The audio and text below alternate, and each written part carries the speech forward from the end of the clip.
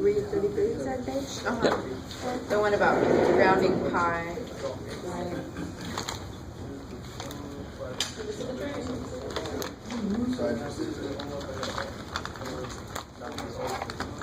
What section was that? They use, what section was that? I think it was 4-5.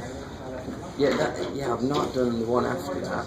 But no, it is, but I've done before that. The beginning of that section wasn't there, but I think you turned that in before. Yeah. And that was the second part of that section. Okay. Oh, so you didn't know. I've got it. I just forgot I had it. All right, guys. So this is page 333. 72. Oh, okay.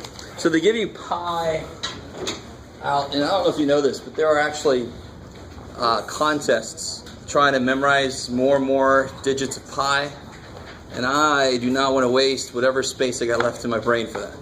Right? 3.14 works pretty well for most things, but they give you pi is about 3.14159. This is as far as I know. 265.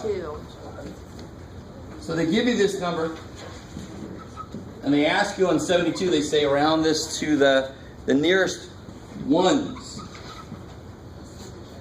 And actually, I kind of want to go further with rounding, because I've seen some problems with rounding in the homework. Well, where's the ones place? What number's in the ones place? Yeah, the 3. So you want to round it to this place. So it could either round to, so right now I got pi. Pi's in between 3 and 4. And very obviously, if you look at the next dude, who's it closer to? 3. It's closer to 3. So that's why we say, if I round it to the ones place, it would be 3. That just seems too simple. I know. Rounding things to the ones place makes everything really, really nice, right? It's just a nice number. So no decimal part to it then, right? Oh, no, decimal. Yeah, if you round it to the ones place, the decimals all kind of Goes drop away? off. Yeah. Okay. Now, one thing I've noticed though is if I had a problem like, bless you. If this said round to the tens place, I'm getting too many people give me an answer like this. Now, do you see where that came from? Because In a way- after 37? In a way, aren't they sort of right, but so wrong at the same time, which is really weird. But I mean, they did one thing right. I mean, what place are we looking at? What number are we looking at? What's the number in the place we're looking for? 2. That's 7. This is a 3. comma. Oh, it's a comma. Okay. It's a comma. It wasn't like a really long The 3. period. The 3. No, the 7. No. All right, so now what's in the tens place? 2 is in the thousands place. 7. 7. That's the tens. This is not a decimal, that's a comma. Okay. So now think through what did this person who did this problem do? What are you supposed to do? Forget the 0. 9. You look at this one. So the 7 is either going to stay a 7 or it's going to become an 8. So since it's a 9, then you wouldn't make it an 8. So some of you guys might say, well, they didn't do a damn thing wrong, Jeff. This is a trick question. Or do you really know math, Jeff? But there ain't no way 42,300 something is approximately 4,000. So there's no way I'd say that. Oh, it's about 43,000. That's about 4,000. No, it's nowhere near each other. Did you put a 0 on You it? got to put that 0 there. So what I'm really looking at is 79. 79 is between 80 and 70. So I'm going to make 79 become 80 or 70. Of course, I'm going to make it become 80 because it's closer to 80. You guys with me? You got to maintain the place. If I don't put that 0 there, what place is the 8 in? 1. And I wanted you to round it to the tens. It's in the ones place now. That doesn't make any sense. How could it change places if I didn't divide or something? It's got to be in the same place. So then you put enough zeros to keep it in the same place. That's one way to look at it. But even better, this is 79. How can I say 79 is about 8? How old are you? 79? No, you're about 8 years old. What if that was a 6? What if that was 7, 6? It'd be the exact same It would still go thing to we're 80? doing. It would still go to 80? Of course. I mean, what's... Because Because that's. What's 76 closer to? Is 76 closer to 80 or 70? 80. Yeah. So anything 42,375 up to 42,380, of course, or actually, if you want to go further, anything from here to here. You guys kind of with me? Do you see where I'm going with this? Yeah. Would round to what if I rounded it to the tens place? 80. Yeah, 42,380. You guys see that? It's a very interesting way to look at it. This whole range of things would get rounded here if I'm rounding any of them to the tens place.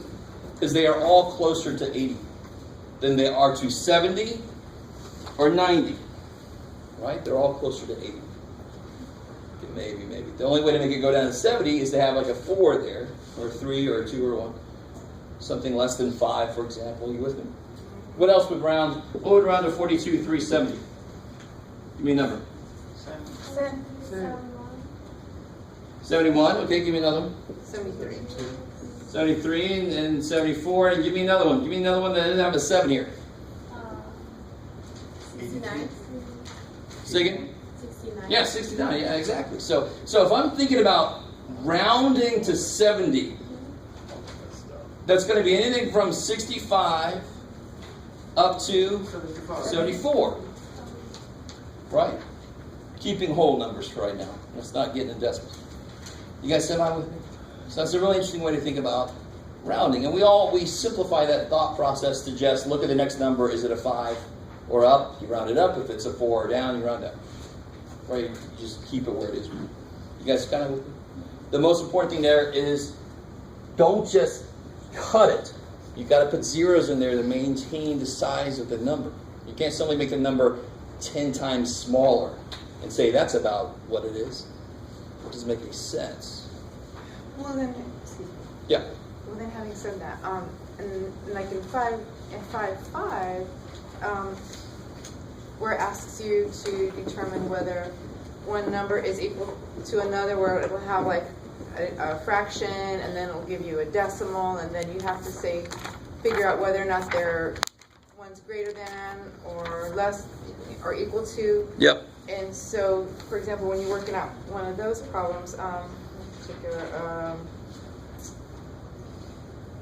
think it's number 51 in 5.5. All right, so 51, 5, you have 1.38 and 18 over 13. And you have to put in there less than, greater than, equal to. Right. So how in the world do you do that? And this is 5 do the fraction. What about? Do the fraction. Do the fraction. What does that mean? That means turn the fraction into decimal. Yeah, turn the fraction to decimal. Apply the operation here. Divide it. So 13 goes into 18. Yeah.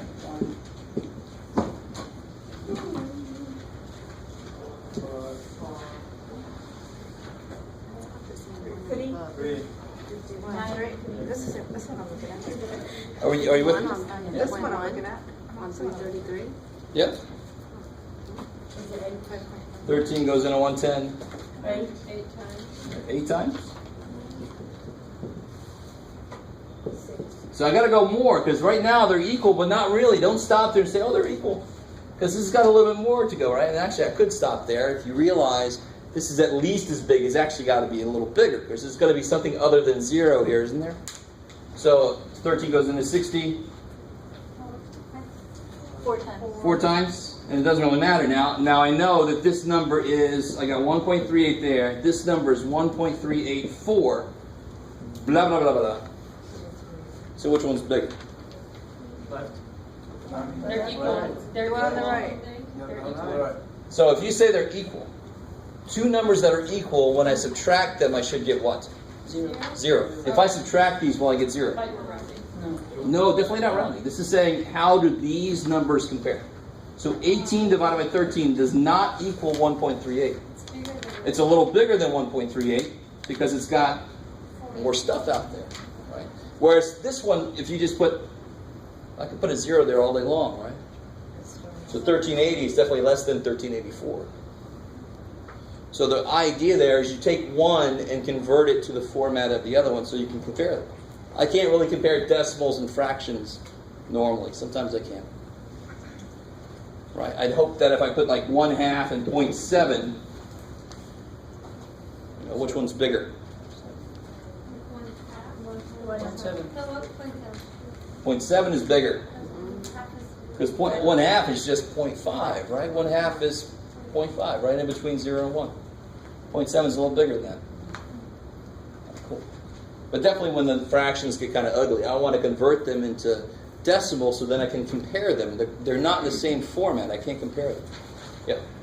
When you convert, when you get to numbers to where they start repeating themselves, how far should you go? Depends on the question. Do you see how here it didn't tell me to round anywhere? It didn't even tell me to divide, first off. I just know I have to. So it definitely didn't tell me to round somewhere. Why did I go as far as I did? Because you could. To figure out if the number was. Yeah, so I knew it was at least equal, but then I knew it actually goes a little more. So I can stop right there because I know it's bigger. I don't care what comes after this. That, with who cares what, is bigger than 1.38. So in this kind of problem, they don't have to say a word about where to stop, right? The minute I get enough evidence that that's bigger or smaller. So if I would have gotten a 7 here, I would have stopped. I don't care what comes after that. Because you're not small. If I got a 7 there, it would have been smaller than this. Who cares what comes next? You with me? So it depends on the problem. Now, if they just said simplify 18 divided by 13, or make that into a decimal, they better tell you where to stop. You with me? They got to tell you to round it somewhere. Here, they didn't have to. I have to realize that I want to go out this far. So I can see, compared to this, which one's bigger. Cool. That's for one. Yep. I know, a problem child over here. On that same page, 45. Oh, good. So this is kind of like the repeating. Yeah. I should have pressure to ask that. So on 45, it's got 0.6 repeating versus 5/6. So based off of what we just did, what should we do? Divide Switch 6 it to into this. Yeah. 6 into 5. Divide 6 into 5.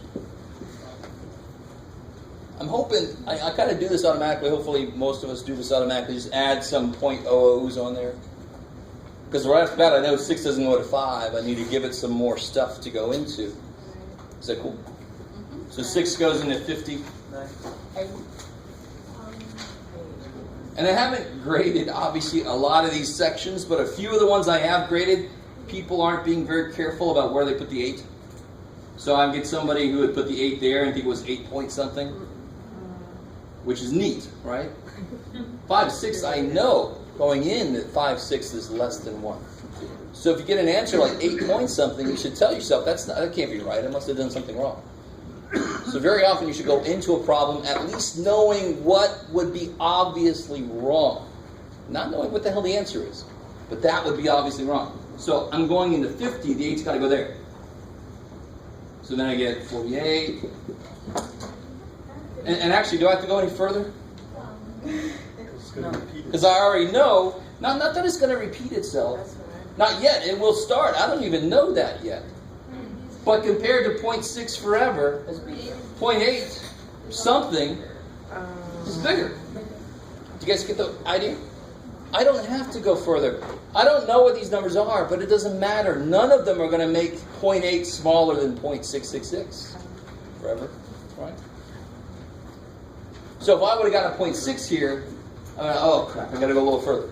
And if I got another 6, oh crap, got a little further. And then if I notice I'm going to get repeats, then they would have been equal to each other, right? Okay, maybe. How do you write that? With the answer that you get from that, if you were to continue. Oh yeah, so right here you start repeating. 3 times 6, 18. You get another 20. You get another 3. You get another 20. You get another 3. You go insane. But then over the 3, you just put a line. Oh, you don't have to do 2 3s, only 1 3. Yeah, you could actually do 2 3s. I didn't But- know what the rule yeah. was. Okay. You normally only do 2 numbers if it's like 2 different numbers. 2 7, 2 7, 2 7. You just write a 2 7 with a line. Oh, okay. Yeah. But if it's the a same single, number, just. yeah, just one representation. Yeah. So you put the line over what? The number. The number that repeats. So if I had a decimal that looked like this, 1.891891891891 forever, I could just write that as 1.891, repeat all three of those forever. Okay. Tutor told me to put it over.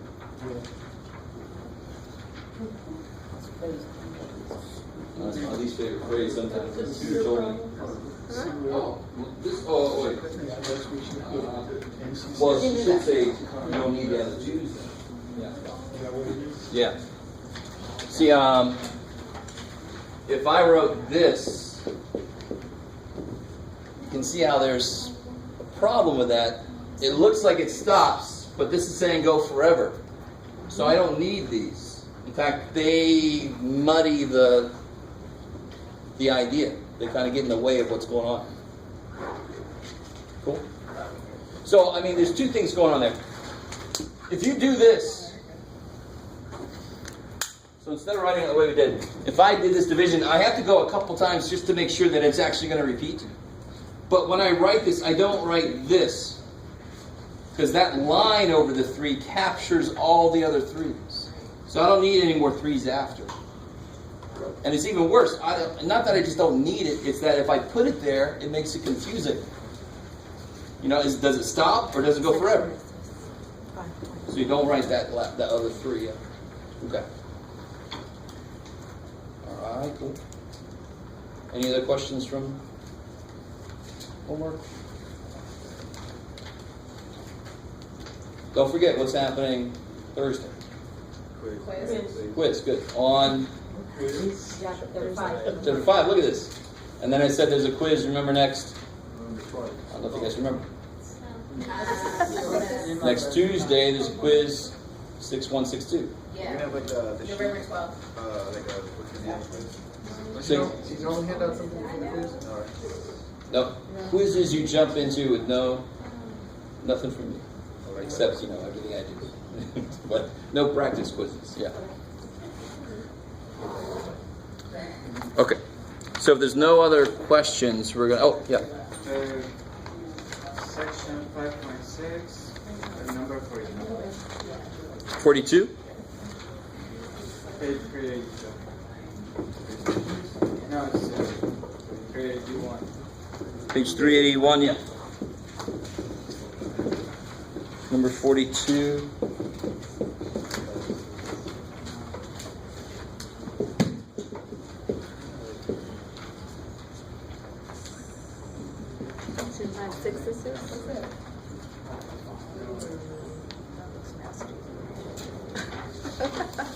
Why does it look nasty? I didn't say Well, I'm just saying, throw it out. that. This is stuff going on. So guys, in equations we have a lot more options for what we can do because we have 2 sides. So whatever I do to one side, the other side would balance me. If I don't have an equation, I pretty much have to work with what I got. Can't get rid of anything because there's no other side to balance me out. So if you wanted to, you always have the option, if you have decimals or fractions, you always have the option to kill them. Right? Killing them does not mean erasing them. What does killing them mean in this context? What could I do? Multiply them by 10. Exactly. And you cannot, now let me make this really clear. You cannot say to yourself, only those are decimals, so I'm only going to multiply those by 10. You don't have that control. Math says if you do something to one side for whatever reason, you have to do it to the other side. Nobody can escape. So I want to multiply this side by 10 because, well, why do I want to do that? Because it's really 3 over 10. Good. They're really 3 over 10 and 4 and 1/10. If I multiply by 10, it's going to cancel those denominators. Or even better, or just a little different, when I multiply a decimal by 10, what happens? What happens to a decimal if I multiply it by 10? It moves, makes it bigger. Moves that way. Whatever that way is for you. Right, for you guys. You with me? But I can't just do it to this side, because then I would have an untrue equation. I would have just changed one side. I have to do, I know these aren't fractions, but it's too bad. I have to do the same thing to both sides. Now, if you don't want to do this, if you're okay working with decimals, feel free. You don't have to do this, but this is an option you have. So what do you have now on this side?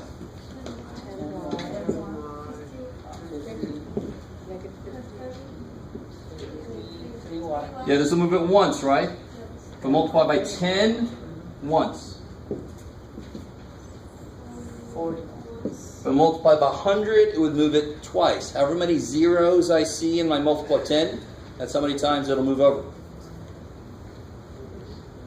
So does that look better than it did? Like I think it was Judy. You were saying there was so much going on. There were decimals inside of that and all that stuff. Now at least you've killed the decimals. Everything's a little bigger than it used to be, but not that bad. So now you can just start attacking this. Who's in the wrong place? What do you want to move? Good. So 7y, still got the minus 50, equals 41. Add 50.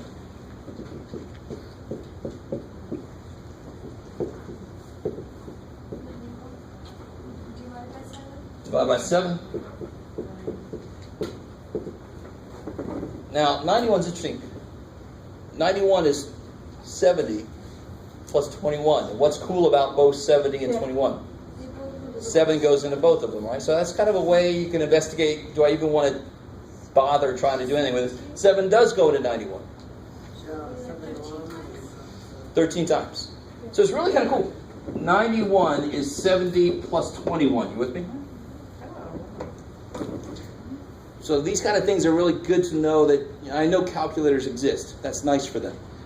But it's better for us to use our brains as much as we can. So if I want to divide this by 7, 70 divided by 7 is 10. 21 divided by 7 is 3. So 91 divided by 7 must be 13. Neato. Or not. But there it is. That's how it works. Or plug it in the calculator, I'll never know. But I mean, it's nifty to see that it's much quicker than just always doing the long division. There are ways around that. So is that cool? So if one of these would have been like 0.03, if that would have been 0.03 there, what would I have done differently? Multiply by 100 because I have to move that one twice. So it's really, I don't care what's happening in the whole equation. Whichever decimal is the smallest, whatever has the most places, that's the one that says, you got to multiply me and make me whole. Everybody else just has to suffer from that big multiplication. Maybe. So, for example, I don't know if they really gave too many examples like what I'm saying.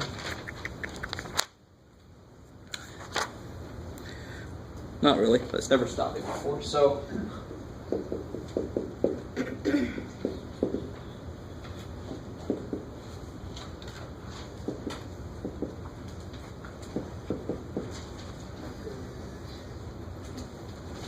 can't be me, I think I did. Yeah, good. Yay.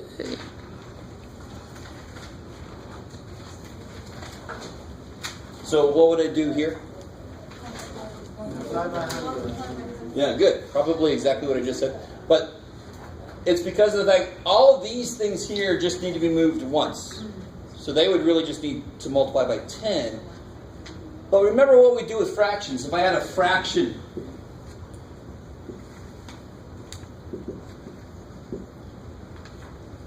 let me put an X in there so there's a reason to do this.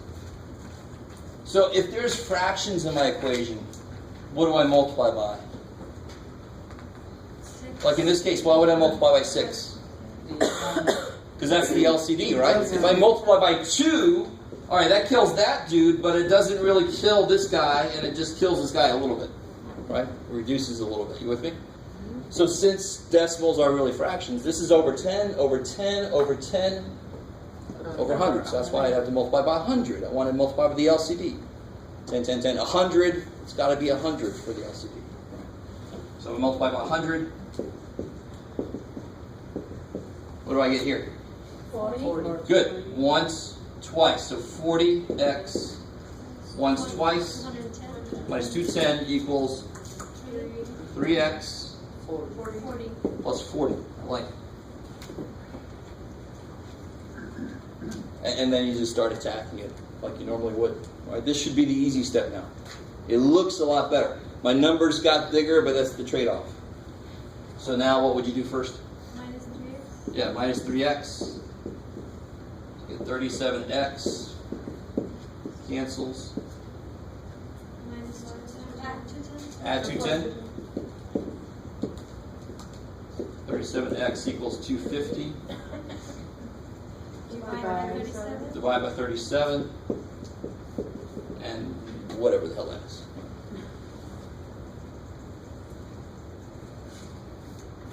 That'd be gross. Probably. I don't think those go in 8, 7. It's like 6 point something. You got the 40 and the 210, so the 100. I guess, why isn't it, that's the only question, why isn't it 400? Why is it 40? I'm sorry. 4 times 100 is 400. Okay. So 0.4 times 100 can't also be 400, right? 0.4 times 100 must be a little smaller than what 4 times 100 would be. Is that cool? That's one way to start off looking at it. Now, there's a lot more direct way to look at it. When I multiply by 100, I move my decimal over once, twice. Okay. That's why this gets 2 zeros. This dude, his decimal is 1 back from where this dude's is. So he's got to move once just to get around the stupid 4. You guys kind of with me? I don't want to be lecturing to myself. Does this make sense? I mean, the most important thing right now is to realize when you multiply by multiples of 10, 100, or 1,000, or divide, when you multiply it, it gets bigger, so it moves to the right. When you divide, it gets smaller, so it moves to the left. Yes? The times 100 or 1,000, does it move out based on how many zeros? Yes, good. Good, I love it. So if I had, let's do several here in a row. If I had, real quick, let me just overanalyze this for a second. In a minute I said something, you're like, oh God. What is 0.4 as a fraction? 4 4 over 10. It's in the 10th spot, right? So this will be 4 tenths times 100. What happens between these guys? 10 goes into 100. 10 times 4 times 10 is 40. That's a very direct reason why it's not 400. Because 0.4 has an over 10 in it. So when I multiply by 100, 1/10 of that goes away immediately. So it can't get as big as 4 times 100 could. Right? 4 didn't have that problem. 4 is just 4. 0.4 is 4 over 10. Shit, when I multiply by 100, it's going to get smaller than I thought it might. Does that make sense? Yeah. So what would 1.89 times 1,000? How many times do I have to move it over? Yeah, let's not write it as a fraction. Let's just do it straight. 1, 2, and then I add a 0, right? In fact, approximate this. 1.89 is almost what? 92. 2. What's 2 times 1,000? 2,000. So my answer better be just a little under 2,000, and is it? Yes. With me.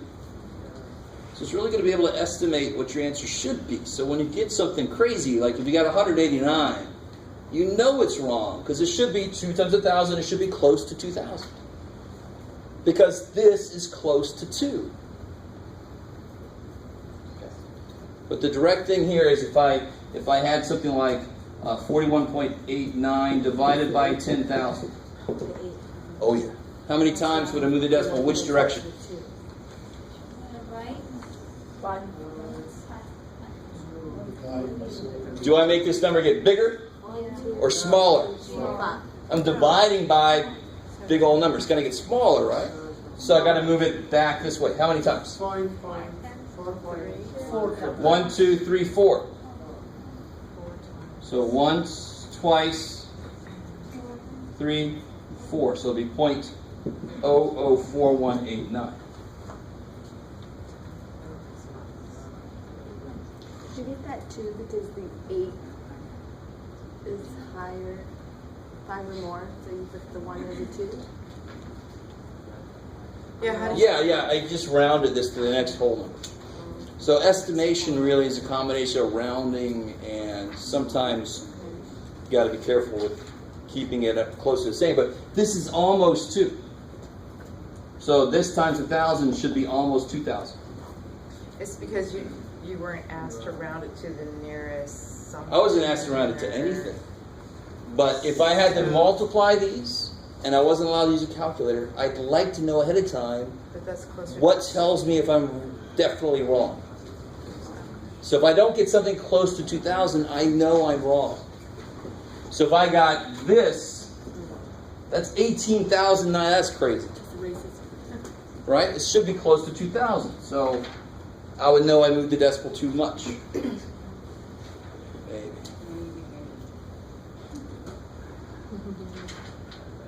So really, estimation is just one thing. If you've never learned how to estimate something, it's not going to kill you, but it's a really good thing to have. Now, what's important right now is you understand when I multiply by 10, 100,000, or divide by 10, 100,000, what does that do to the number? It moves the decimal back and forth.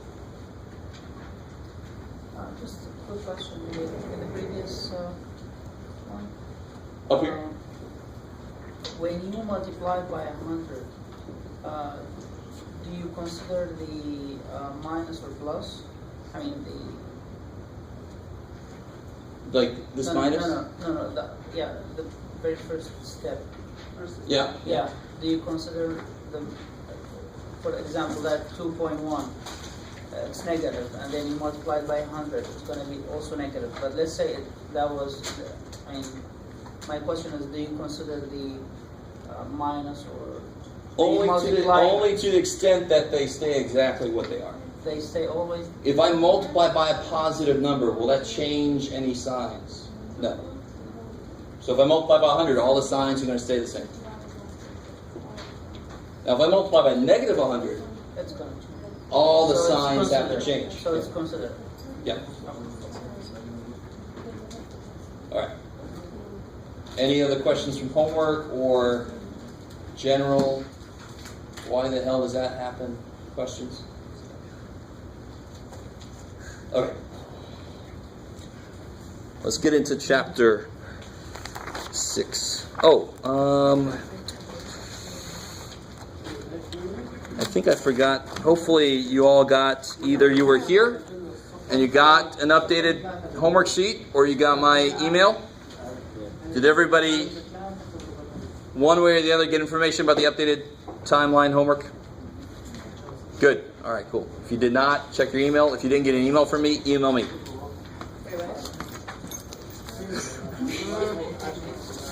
Oh, man. You got the updated homework sheet, right? Yes. You're good then. All right. So I want to see. I'm going to put a problem up here. I really just want to see where we are with this idea.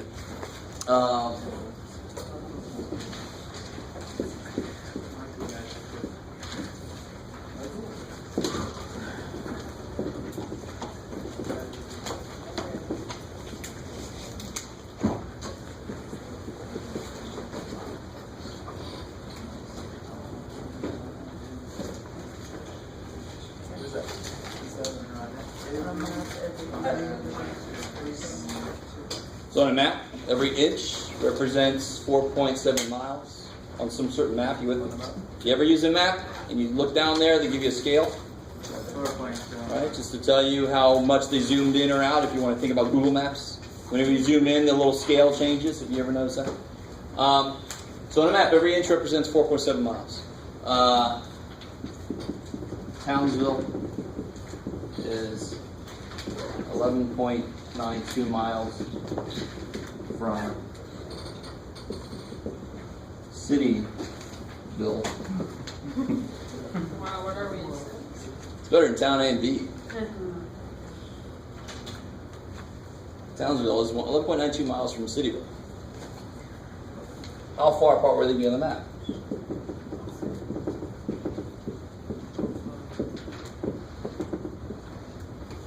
Alright, so this is kind of like the problem I'm going to work up to, but I just want to throw this out there and see how much of this you might be able to reason out.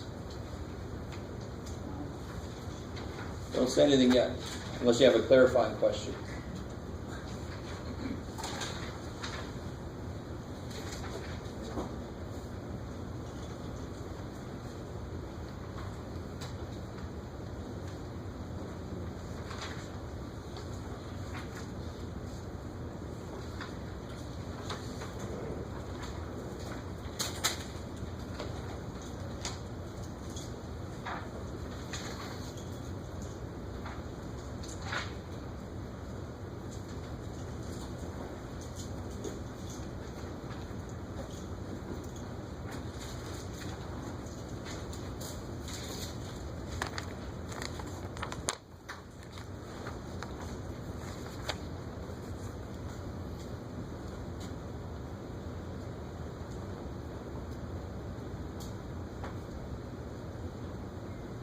There's definitely more than one way to do this problem, but they all end up doing the exact same operations.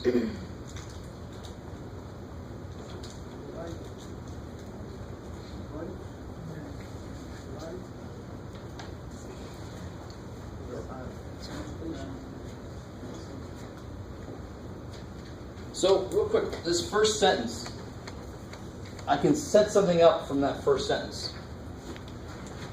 Every inch is 4.7 miles in reality, right? Every inch on the map is 4.7 miles in the real world.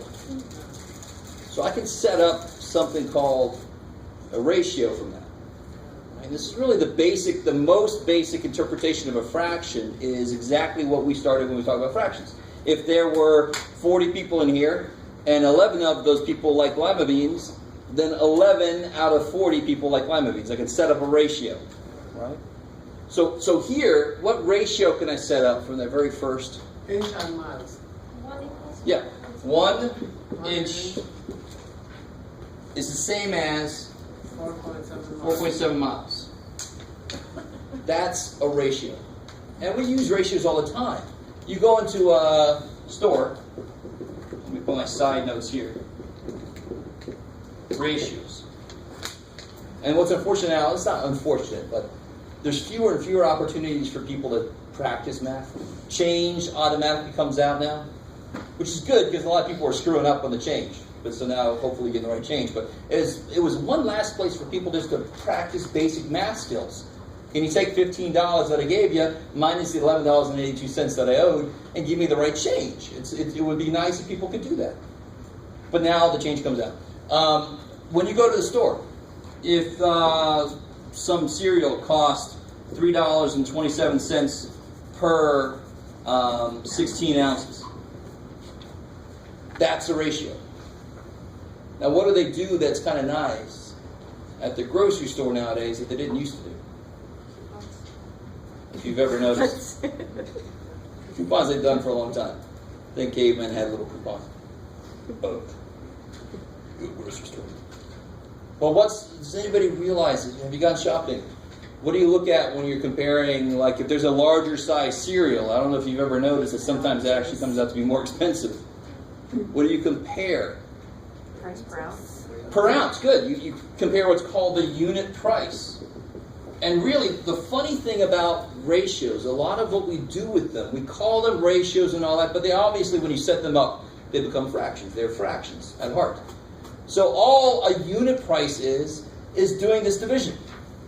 Reducing it more than we normally would. Somebody help me out. What's 327 divided by 16? I'm not making you do it by hand, don't worry. My hand still didn't have a built-in calculator, so. 200. Careful now.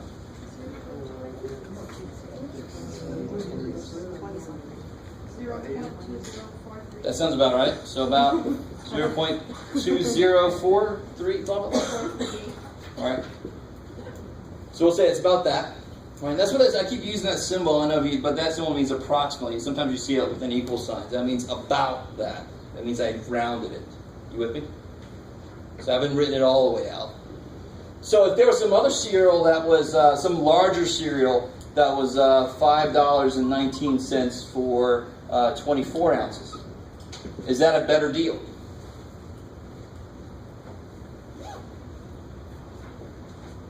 So there's really very little way if you just look at it and know.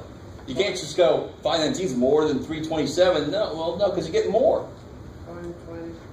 You're not paying more for 18 ounces. Yeah, so hopefully if you can't eat that much before it expires, obviously it's bad. But if you got a big family or something, that might be the way to go. So what is it when you divide those? 2.216. Point 216. 216? Yeah. And now, so which one actually comes out to be the better deal? The first one. And so I don't know if you've ever realized this. A lot of people just automatically go for the larger size because they're like, that must be a better deal. But I have seen it over and over where it isn't. And they list these stupid things on the tags now, and people still get suckered into it, right? So I'm like, if that's a better deal, I'm going to get 2 of these stupid things instead of, that's more money per ounce. You guys see my with me? And of course, the thing we always worry about is gas. I remember when I didn't really worry about gas, and now I worry about gas all the damn time. So we always kind of shop around for the best per gallon, and thankfully that's the way it's given to us, per gallon. Wouldn't it suck if every station said, well, over here it's $8 per 2 gallons, and over here it's $7 per 1.7 gallons. Shit. But everybody gives us unit price on gas, and we can compare them very easily. You with me? And then you look at Europe, and they do, euros per liter. Forget about trying to compare that. I can't compare that. It's different units. You with me?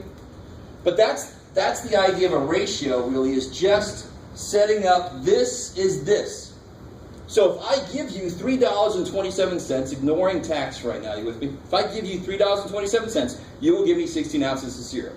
So they are the same. That's what a ratio means. If I move 1 inch on the map, that would correspond to 4.7 miles in the real world. They are the same. So when I set up a ratio, that's what I'm saying. These 2 things are the same. How we doing? So what would 2 inches be? How many miles in the real world would 2 inches be? 4.7 by 2. Yeah, it works just like a fraction. What do I have to multiply this by? Times 2. To go from 1 to 2, you with me? Right. So I'm just building the fraction up. We've done that before. It's the opposite of reducing, right? So I got to do the same thing to the bottom, times 2. 4.7 times 2. 9.4. So 2 inches would be 9.4. And then 3 inches would be what? If I build off of here. So if I multiply by 3, what do I get? 14.1. Good. 14.1 miles. Don't lose my units. So I can kind of approximate 11.92 miles. So you guys are with me on this. Are you guys cool with what I just did here? I mean, it's sort of like saying if I can get 1 can for $2, then I can get 4 cans for $8. We know how that works. We do that already in real life. This is how math represents that situation.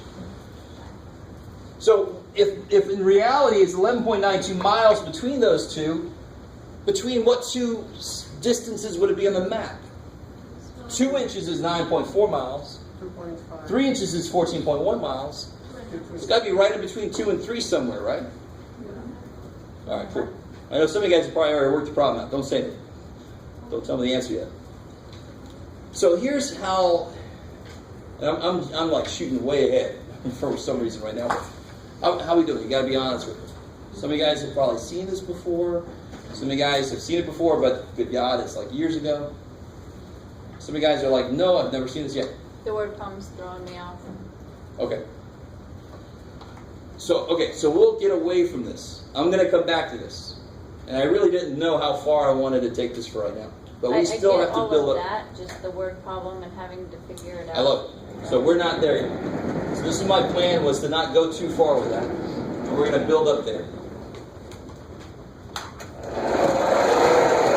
So what this section does, section 6.1, starts off with just the basics of ratios. So for example, if I made $15, you made $10. Can you write the ratio of what I made to you made?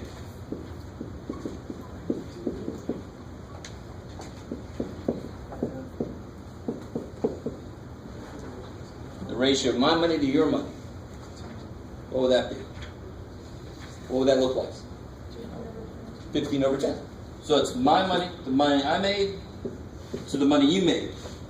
So doing this enables us to see how many times bigger. So if I said, what's the difference between how much money I made and you made? What would you say?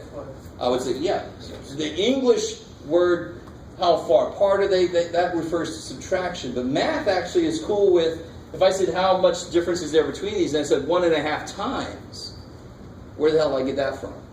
What is 15 divided by 10? 1.0. Doesn't the decimal move back one? So this would be 1.5. So that is 1.5 times as big as that is. So that's what the ratio enables to do.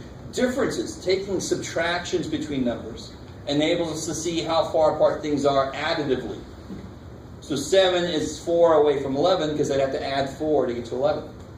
But 15 is 1.5 times away from 10 because I have to multiply 10 by 1.5 to get 15. Ooh, I said a lot. Say it again. 7 is 4 away from 11 because 7 plus 4 is 11. But 15 is 1.5 times the distance, or let's see, how should I say? 1.5 times 10 because 1.5 times 10 is 15. So it's another way of representing or comparing two numbers. Subtraction is one way to compare, but division is another way to compare two numbers. With me? Maybe. Yes, sir. Question: how do you determine what is in the what goes in the top and bottom? They have to tell you. They have to tell you. They have to. And when we get to the word problems, you actually can choose which way to do it yourself, as long as it stays that way through the whole problem if you set up other things. So if I said money to ounces, the other thing better be money to ounces. That's what's important. So either they're going to tell me my money to your money. That means mine on the top, yours on the bottom. Right? If I said your money to my money, what would that be? 10 over. 10 over 15. Which reduces down to what? 1/5. Careful. Oh, don't give me decimal. Sorry. I don't want to make you feel. But reduces down means I want fractions. 2/3. Yeah, so you can divide by 5.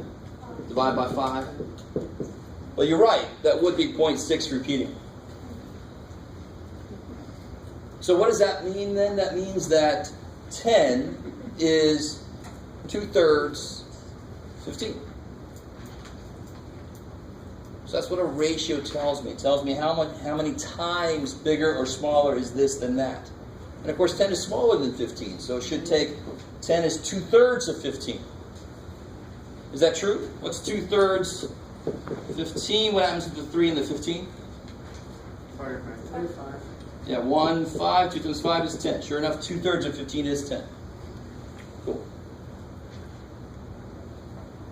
Can you give that definition one more time? You said ratio tells how many times bigger, Yeah, a ratio tells me how many times bigger or smaller bigger or smaller. the top number is compared to the bottom. So it's another way to compare numbers besides just subtraction. So really, in a lot of different ways, this is just a fraction. And a fraction is really just division. But it's a ratio when I have these physical units on these things. Right? 4 miles to 2 inches. 7 apples per 3 trees. Whatever. Right? Okay. I can't read you guys. I can't tell if you're bored or lost. So for example, let's take some problems right out of the homework here. Oh, so write as ratios.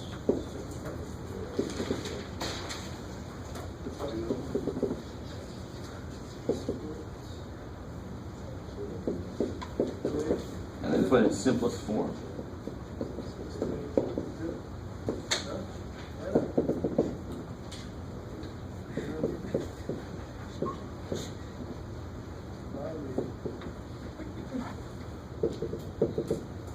do this to you.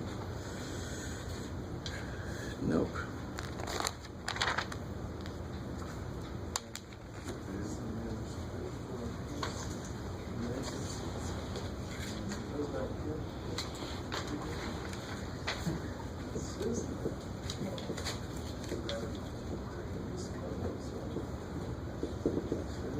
Okay.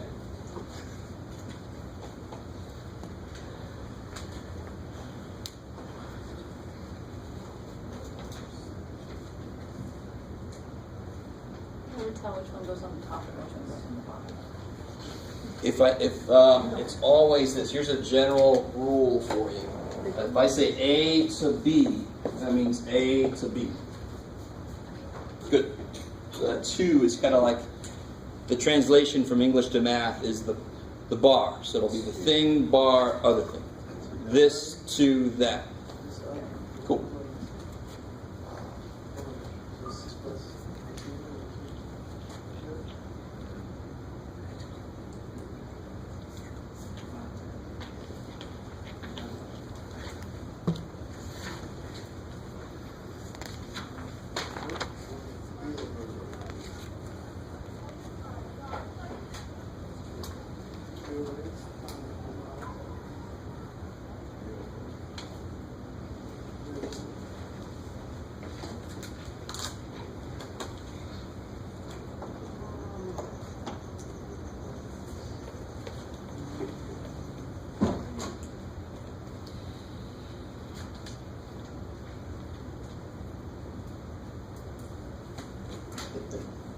You scoping, huh?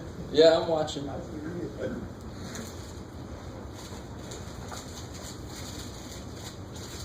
know, sort of like a waiter waiting to see if the menu goes down. Tell when it's time to come over. On this one, what I do is in this. Oh, it's hours to hours. I just chose to truncate it for some reason. Do the 11 hours. You can do like that. That's reduced. So I wouldn't like make it, Mixed? yeah. No. One thing about ratios, if it is a ratio, it would never be written as a mixed number. So fractions can go back and forth. Ratios have to be some idea to some idea. The number out front would make no sense in that. Cool. So what happens on the first one? 6 over 18. Good. And just to be a little more specific, 6 feet to 8 feet. But the nice thing is the feet 18. cancel. 18? It's 18 feet. 18, thank you. And then what happens with 6 over 18? 1.6. 1/3. 1. So just to just to really make this clear, if I'm talking about money, I can reduce that down. Now you could. This is simplest form for the fraction. But let me see if I can get this straight. So what does this really mean? This is like 1 foot to 3 feet, right? So 1 is 1. This is 6 is 1/3 of 18. That's what that means. And then that true 1/3 of 18 is 6. If I wanted to know how much per 1 foot, I'd have to do 1 divided by 3, which is what you're telling me. That would be like 0.3 repeating. So let me try it this way.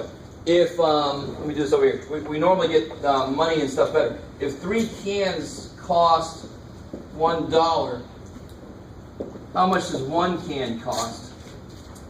3.3. Yeah, 1 divided by 3. So 1 can would cost 0.3 repeating. That's 1/3, right? Okay. But I didn't really need you to go that far out with it. I just wanted you to reduce it. Simplest form for the fraction. Not unit price or something like that. Okay, maybe. They call it unit price because, shoot, do I still have that up here? What's on the bottom of this? Going back to this example, what's on the bottom? 6. Don't convert this to a fraction. You divided the top by 16, so we divided the bottom to 16. That's going to be a 1 down there. And isn't it 20 cents roughly per 1 ounce? So that's why they call it unit price, because another name for the number 1 is the unit number. The number 1 is also called unit. But I didn't ask you to take the bottom down, so we don't have to worry about that. What about the second duty? Yeah, 11 hours to 3 hours. So it just stays 11/3. You can't really reduce that. You don't make it into a mixed number. Oh, you don't. Because then you would lose the ratio. Ratio means something over something. Why don't you divide it? I could, if I wanted to get the unit, whatever. Right? So it just stays. So I could just keep it 11 to 3. Because there's no common denominator? Yeah, I Like can't how they're- simplify it. There's no real reason to take it all the way down to per 1. So I only really ever divide these numbers if I want it unit price or I want to get it per 1 thing. Right now it's 11 per 3.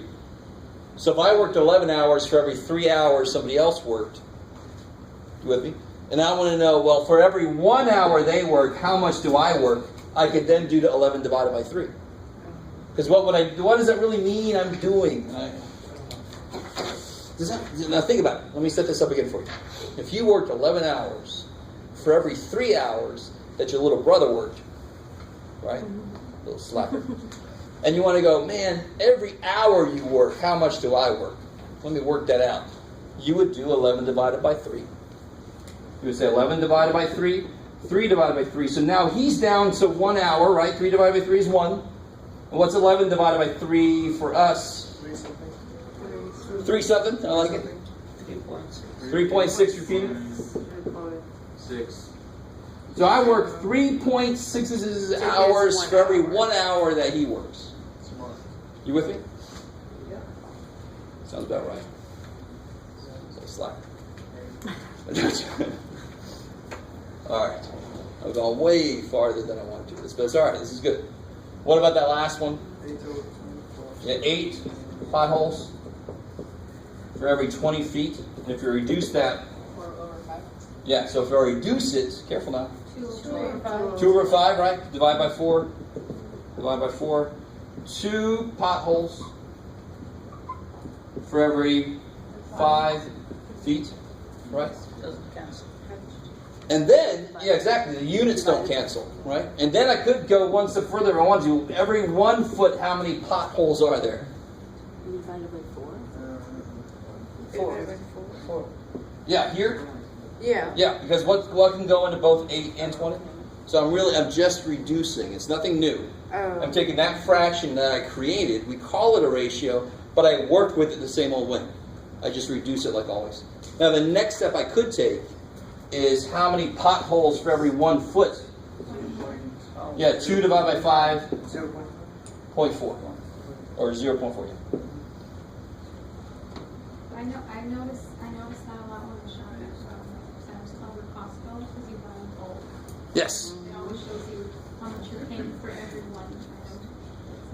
For every one, oh yeah, because you get like a box of 48 little cereals or whatever, and it says each one costs this much, so it's like unit price. I love it. Cool. So you know what I'm talking about. Okay. Now, look at that last one again real quick. The way it was given to me is a little weird. I really would like to know how far do I have to go on average until I hit another pothole. So I would really like to turn this around. I'd like to say 20 feet. I have to go 20 feet, and then I would hit 8 potholes. So how far do I have to go between each pothole? You guys kind of with me? And this, the roads around here aren't quite that bad, but they're close. So 20 feet, 8 potholes. If you work for the city, I'm sorry. So to reduce this would just be the reverse of that one. You guys with me? I would divide by 4 still.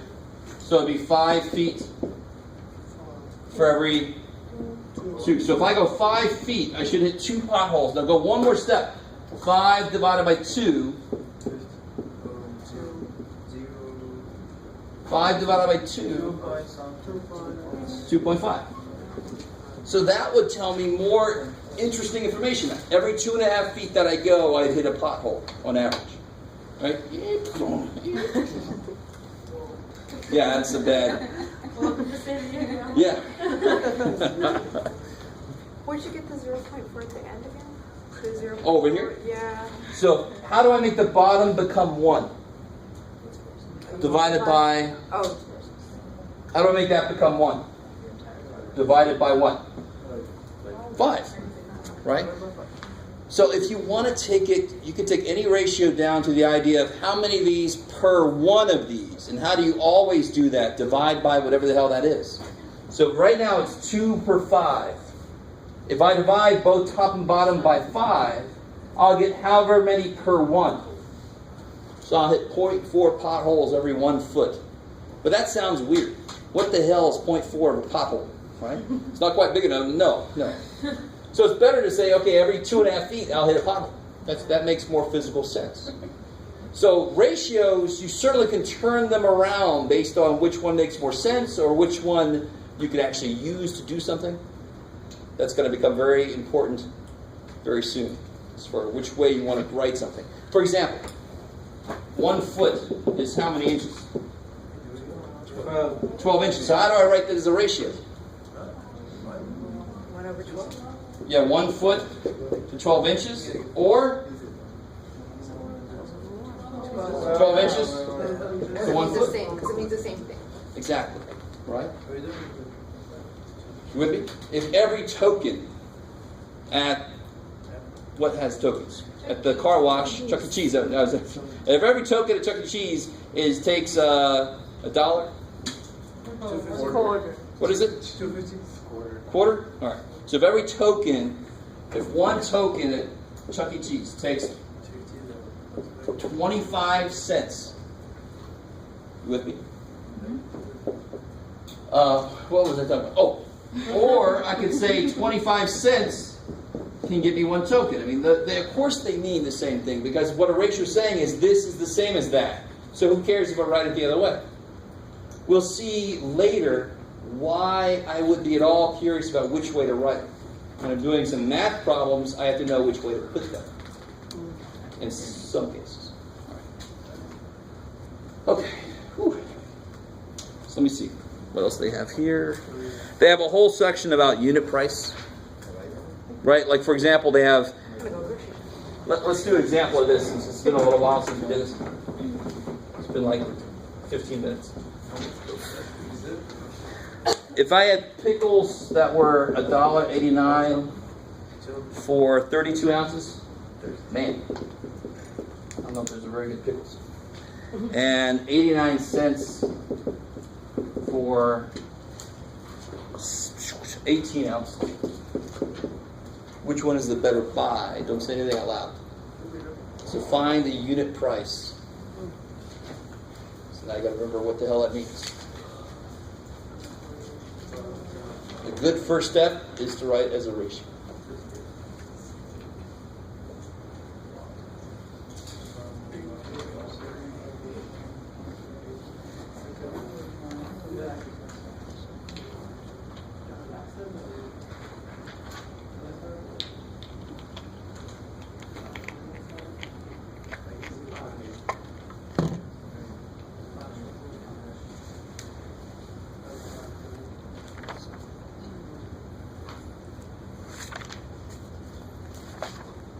We've done that before.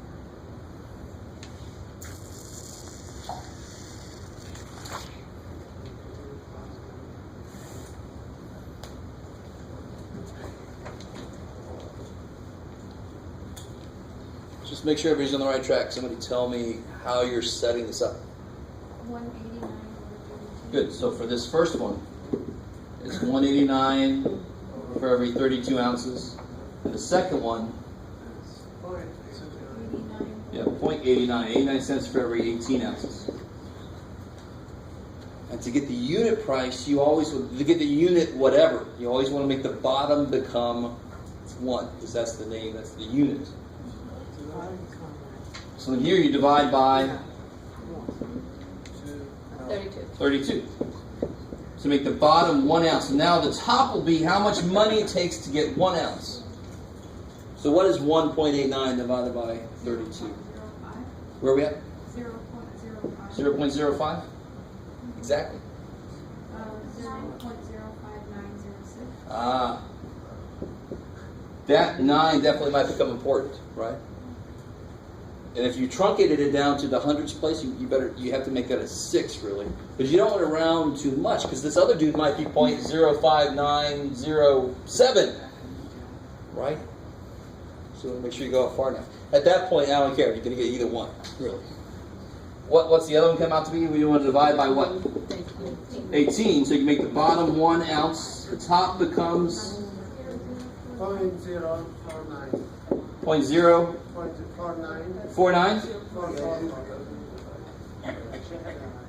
And then there's the fourth No, one. they're just really smart. 4. So this is about 6 cents. Are you with me? Not I see dead people, but 6 cents. And that's about 5 cents. If I say that, are you guys cool with that? Do you see that? That's definitely about 6 cents. If you round that up, it's $0.06. That's 6 cents. This is about 6 cents per ounce. And this is about 5 cents per ounce. So obviously, which one's the better buy? This one. Now, if they're different brands, it all depends on which one tastes better, right? But No, just get the if they're the same brand, then you want to get the. But we're not there yet. Yeah, we're not going to get to that. Pickle choice is math 110. So we're not there yet.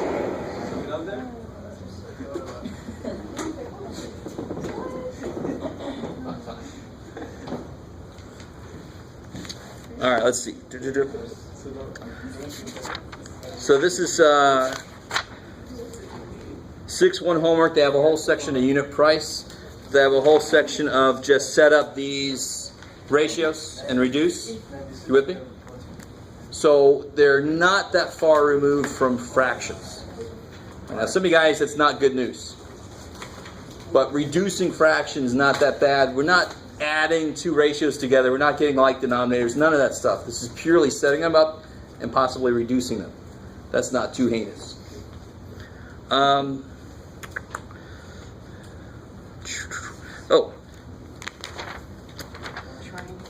Now we've done the last piece. So that explains ratios. And that, of course, is what we set up here in this problem that we're eventually going to come back to.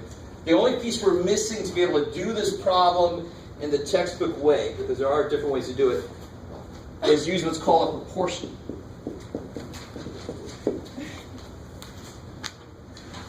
And what a proportion is one ratio equal to another ratio. So we've already written an example of a proportion. One example would be this equals 2 inches to 9.4 miles. We have that written right over there. That's an example of a proportion. So sometimes you don't hear this a lot, but sometimes you have to keep the proportion the same. Right? If you have more people coming, we better order more food so everybody gets about the same amount of food. You with me? Okay, maybe. So if I had like 60, what you got, Jeff? 60 hamburgers for 40 people. And then I found out that there's actually 80 people coming. If I want to maintain the proportion of food to person, what has to be here? Yeah, times 2. Yeah, don't go to his parties. You'll get these little tiny. I'm so hungry. So what would the top be? 120. So then you know how many hamburgers to get. You guys with me? Maybe. So this idea extends into, well, what if I don't? Now that was relatively easy because I could figure out the unknown piece just by comparing what would make the bottom become this. But what if I said I had 63 hamburgers for 38 people, and then I find out that there's actually 111 people coming? And they're like, just buy some more hamburgers and just hope. Right? Make it a potluck, don't even bother. Yeah, bring your own stuff. Give me a break. But here's where the math comes in and helps us. now again, let's be a lot more specific here. I'm being a little bit careless. 63 hamburgers, right? For 38 people. So it's got to be hamburgers to people. That's really important. Once I get hamburgers to people, this side better also be hamburgers to people, or else it ain't going to make sense. You're going to have some Soylent Green, and you're going to be, I don't want to feed the people to the hamburgers. It's bad. You want to keep them in the right place. You with me? So, of course, what would I put here? X. X, because I don't know what the hell it is. And we've already done this kind of problem before, and I was trying to be very, very clear that there's one thing you can do here that you can only do on this kind of problem. And who remembers what that is? What's the shortcut? Yeah, cross multiply. So I'll do this one. 38 times x is 38x. Now somebody help me out with that. 6, 6, 6, 0. Do it again. 6, 6. No, are you sure? Yes, 6. Doesn't sound right. It should end in a 3. 6,993. 6,993. Cool. 6993. I like it. You guys with me? Yes. So we got the idea of ratio, 63 hamburgers to 38 people. Then there's another idea of ratio there. When I set them equal to each other, that's a proportion. So it's, I don't know how many hamburgers, 411 people. So now what do I get when I divide by 38? 184. 184. 184 exactly? No. 0.026. 184.026? 026. And that's, you can round down to 184. I like it. Is that 0.026 because of the problem? Just give them some more chips to cover for that missing piece of the hamburger. You guys kind of with me here? Now, going back for a second. But now we've got everything we need to do that problem over there. You know, it has nothing to do with hamburgers. But how can I come back to this problem? What's the ratio I can set up from that first sentence? We already did it. Do it again. What ratio can I set up here? 4.7 over 1. Yeah, I could do 4.7 miles Over 1. for every 1 inch. That's cool, because like we just said earlier, it doesn't really matter which way you do it. Here we did it that way, but there I don't care. Now I can use a proportion to help me figure out this. Where would I put 11.92? On the bottom. Because I've already established that miles go on the top. I love it. That's the important thing here. People screw up when they put the wrong thing in the wrong place. Units totally matter here. You put miles on top, you better put miles on top. What goes here, of course? X. And that'll be X, inches. Now when you do the math, you can forget about the units. Just look at the numbers, but at the end, you know your X is going to be in inches. Yeah. So now you can cross multiply. 4.7x equals 1.92 times 1 divided by 4.7. X equals, remember we said it was going to be in between 2 and 3.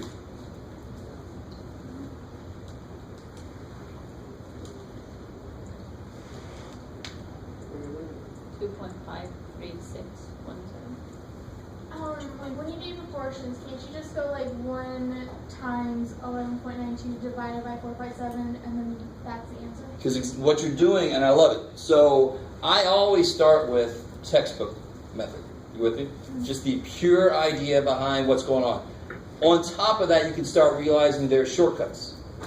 And the main problem with this equation, now we can step back and look at this. This is definitely an equation, right? The worst thing about this equation is not that there's fractions. The actual worst thing about this thing is the x is down there. That sucks big time. When the x is on the bottom, that's a bad place for it to be because I can't do anything with it. So I want to multiply it up. Now what you're saying, let me see, if anybody gets this, you're free to use this. If I multiply that up and divide that down at the same time, they just switch places. And I'll end up doing exactly what we had to do. This is what I meant by there's several different ways to do it. Didn't we have to divide that by that? I multiplied the x up. What did I eventually do? Divide the 4.7 down. So if you don't quite get why that works or where to do it, never do it. Because if you don't understand a shortcut, never try it until you get more comfortable with the work. And then you start to see how the shortcut works. But that's a beautiful shortcut. Why not? Kick ass. Another thing is, if we would have set this up the way we did here, what would have changed here? Let's see. If we would have set this up as 1 inch to 4.7 miles. What we've gone over here, where would the 11.92 go? On the bottom, because that's where miles are, right? So it'll be 11.92. What's on the top? X. And do you see how this would be one step? Why is the X not by itself? It's being divided by 11.92. So I really just have to multiply by 11.92 and I'm done. So you don't have X alone? You guys don't like that? Put it on the top or the bottom? Of course. Yes. Either way. Exactly. Now, and just to get you, now of course this would end up getting the same place, wouldn't it? You're dividing those two just like we did over there? You'd end up with the same answer, which I didn't write down for some reason. Did somebody tell me what that was? 2.5? Oh, that's right. 2.53 what? 6. No. 6.7. Oh, okay, so about 2.54 what? Miles. Inches. You always look back at your setup to see what the units will be. So over here I'm going to end up with 2.54 about inches. Right? Now the reason, now real quick, if I said there were 2 cats for every 3 dogs, and I see 4 cats, well, how many dogs do they have to be? No, come on. I don't need that now. Do what? 2 becomes 4 easy. 3 becomes 6. 3 becomes 6. You with me? 2 times 2 is 4. 3 times 2 is 6. Okay. But if I would have said instead 3 dogs for every 2 cats, is that a different situation? No, it's the same situation. Who cares what I say first? I see 3 dogs for every 2 cats. I see 2 cats for every 3 dogs. I see the same damn thing. Right? So the math better not care. Because we don't care in English which way we say it. So now if I set this up, if I see, and now I forgot what I saw first. 4 cats. I'm going to put that here, all right? But I'm still going to multiply by what to get 4? 2. So I'm still going to multiply by 2. I'm still going to get 6 dogs. So the math doesn't care which one's on the top or the bottom when I'm doing these proportions. All that really matters for the math is that if I have dogs on the top here, I better have dogs on the top there. So if you, going back to how you did it the other way, how you had 11.92 on the top. Because when I set this up, I established the top as being where miles go. And I established the bottom as being where inches go. So when I set it equal to the other situation, all I know is the miles. So I'm going to put that up top. Because I've already set up the top as miles. The bottom is inches. I don't know how many inches this is. So that's why I put the X down there. Here, I set up the miles on the bottom. So I put the 11.92 on the bottom. And the inches on the top. So I put the X inches on the top.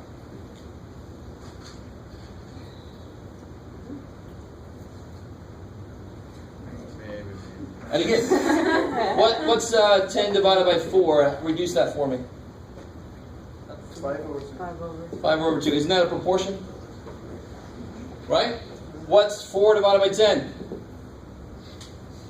Reduce it. 2 over 5. Didn't I just turn both sides around? Right? That's how math sees this. It doesn't care.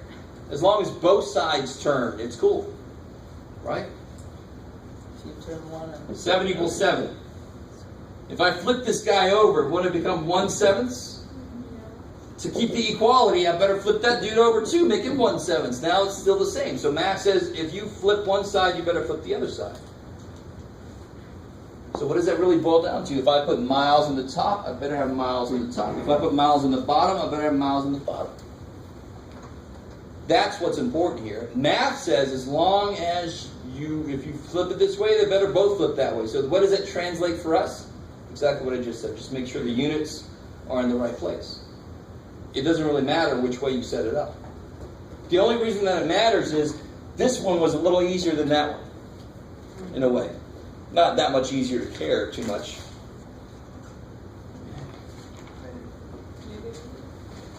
So let me give you a couple problems to try.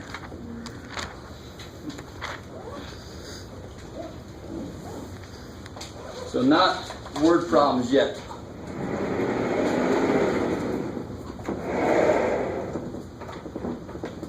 So just solve these proportions.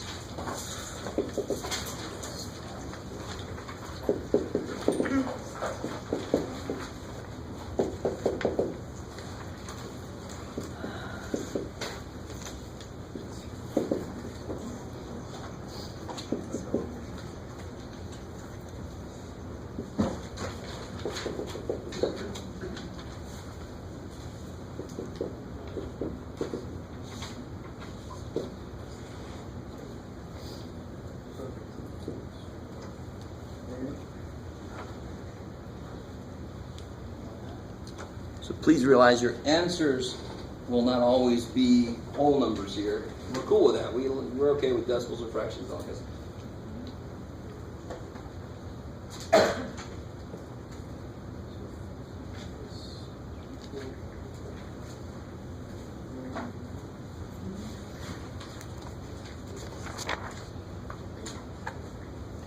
Oh yeah.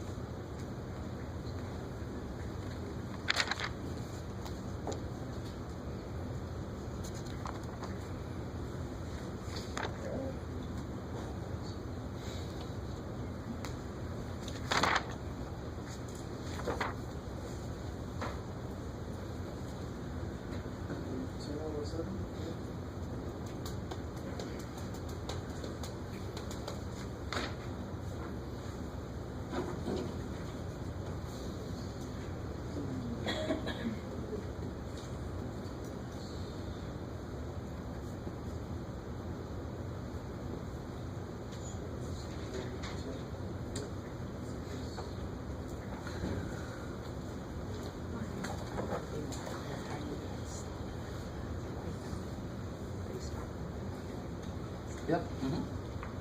I love it. There you go. You're done. You doing that? Good. That's the one time that cross multiplication works. Is when you have a fraction equals a fraction. People learn cross multiplication, they start trying to use it everywhere. This is the one time you could really use it directly. So if it seems too easy, that's awesome.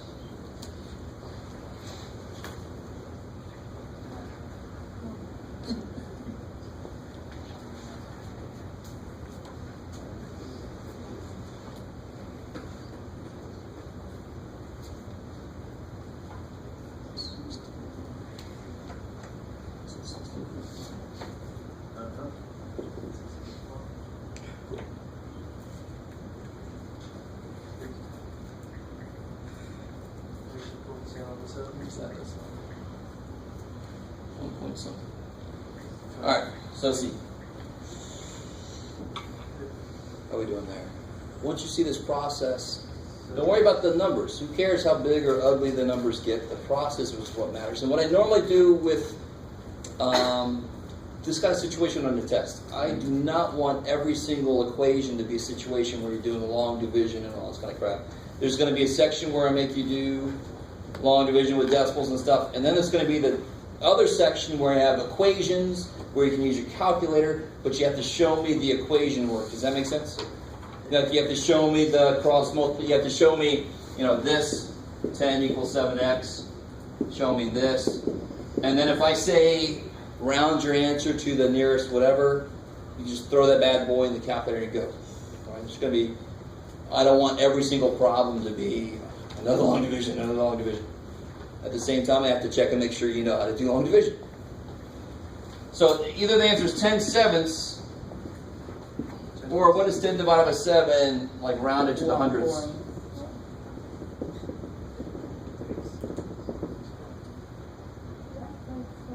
Can it be a fraction? No? I mean, Yeah, it's fraction. one way to say it is it's 10 sevens. 1.4. 1 point, 4. I remember it was 42. 1.42? I think 1.42. Oh, no, Probably it's 43. the next number. Ah, so tell me, so it's 1.42, 857. 8, blah, blah, blah, so it's 1.43. Is that cool?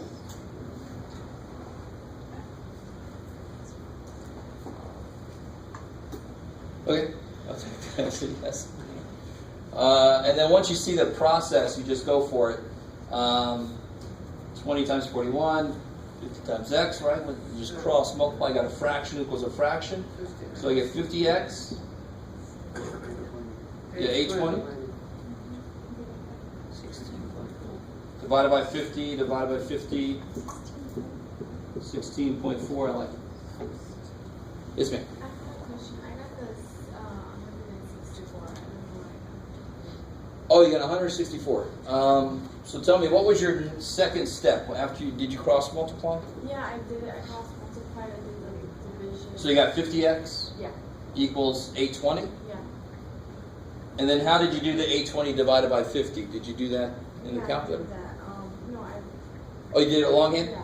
So you did like that? Uh-huh. And so it's all a question of where you put your numbers. So 5 does go into 8, right? Uh-huh. But so 50 goes into 82. Yeah. So then when you put that 1, it better be there. That's the thing. So you don't want to put it over the 8 because 50 does not go into 8. So believe it or not, where you put your numbers as you divide totally determines if it's going to be right or wrong. So you're going to put the decimal in the right spot or not. Now the decimal is going to go here. So it'll be 1, 50, 32, 6, 320, another 0. Then there's your 4. Right? So if you put that 1 too far ahead, it looks like the decimal's at the end.